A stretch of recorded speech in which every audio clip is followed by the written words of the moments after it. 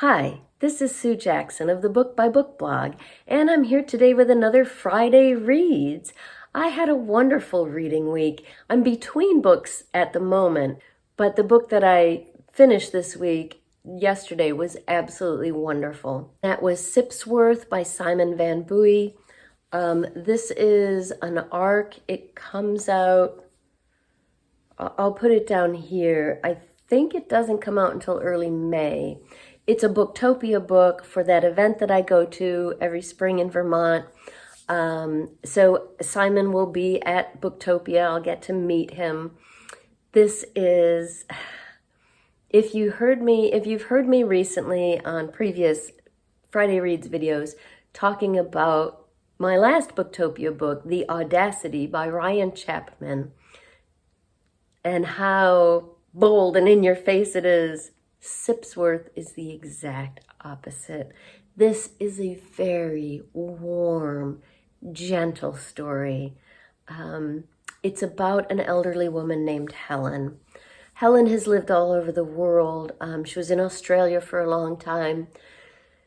But since the death of her son and her husband, she's moved back to the UK and to the small rural town where she grew up.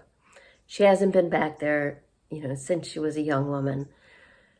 And she's 83 now. She's living in what they call a pensioner's cottage, I guess a small retirement home, but on her own. I don't mean what we call a retirement home. I mean an individual home. And it's clear she is very lonely. She's pretty much kind of given up. She's grieving for her husband and son still. She's just kind of waiting to die. So she follows the same routine every day, every week. She's been here for 3 years now.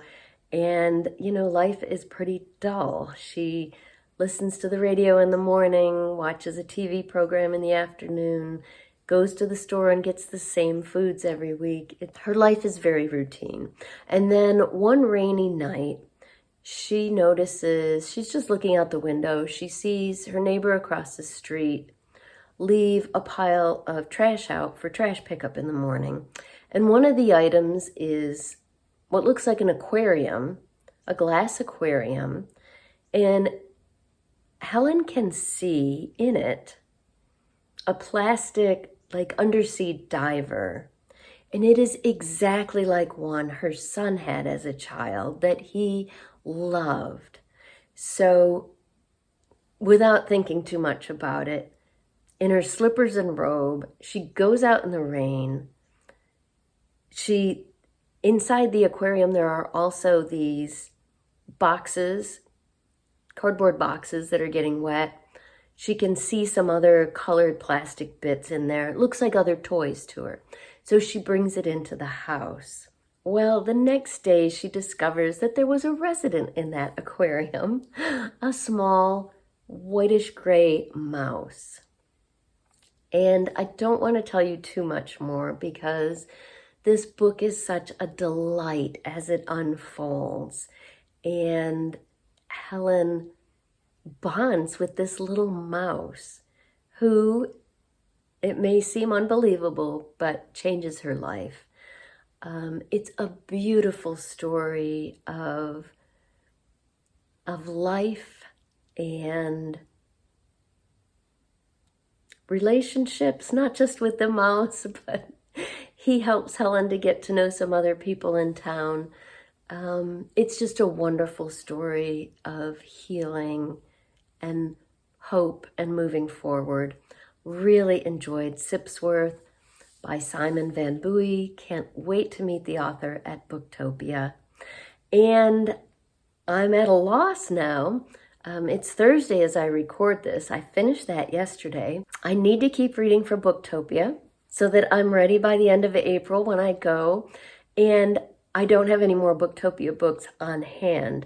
I have 3 books arriving tomorrow from the Northshire Bookstore, which hosts Booktopia every year. So I'm kind of hanging on until those arrive. I also have a book of poetry arriving. Now, don't get me wrong. I'm not going to go 24 hours without reading. That's That's just crazy talk.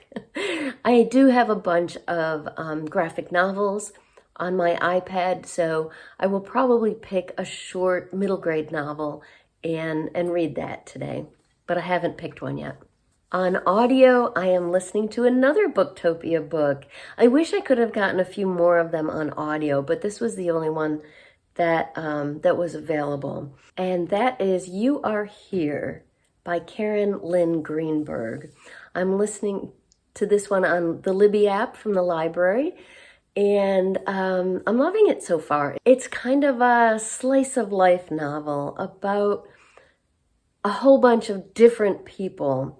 What bonds them together is this old mall in Albany, New York, which rumor has it is going to be closing soon. So like a lot of suburban malls, and I think Albany's a good location for this novel too, it's fallen into disrepair. It's not as popular as it used to be. So let's see. So some of the characters, we've got Tina, who's a hairdresser who works in a salon in the mall. It's just her. And she's got a son named Jackson, who I think is 9 years old. So she's a single mom raising her son. She had dreams when she was young of being an artist, and she's actually quite talented, but she has no self-confidence. She doesn't think there is any way that she could ever follow that dream. She chose hairdressing because she thought it seemed like a good steady income. She's got a son to support. So yeah, it feels like a dead end to her, but it's the path she's chosen. There's also Ro, who is an 89-year-old woman, 89, 90, somewhere around there, who comes to the salon to get her hair cut and colored by Tina. I think her hair is purple. And Ro is kind of a busybody. She's in everybody's business. Now, a little ways down the mall, from the salon, you can see a bookstore that doesn't get much business except on the one day of the week when they do a children's hour. The bookseller there is Kevin, and Kevin's very enthusiastic about his job. He dresses up in costume when he reads to the kids. But again, this is probably not what he dreamed of. He is married with 2 kids. Ro knows that money must be a problem for him because he and his wife and 2 kids are living in a tiny house in the backyard of her next door neighbor. So, and Kevin has started keeping bees. So, kind of an eccentric character there. And when you get the perspective changes in the novel, and when you get Ro's perspective, she's very judgmental about these people and what they're doing and what they should be doing. But they all kind of come together here in the mall. And the potential closing of the mall is acting as a bit of a catalyst to maybe get them thinking about options they hadn't thought of before. So very good so far. I think I'm only at chapter 4, but enjoying it. Can't wait to meet the author. That's You Are Here by Karen Lynn Greenberg. We are leaving on a week-long vacation Sunday. So the week after that, you can look forward to a travel vlog from me with plenty of book talk as well. While I'm gone, we'll see how things go. I will try to post a short for Friday reads, or during the week, whatever I'm reading. It will all be Booktopia books. So I'm very much looking forward to that. Our camping trips mean, to me, lots of extra reading time. So that's what I'm reading this week. I would love to hear what you're reading. Please let me know in the comments down below, and take a moment to like and subscribe to my channel if you haven't already.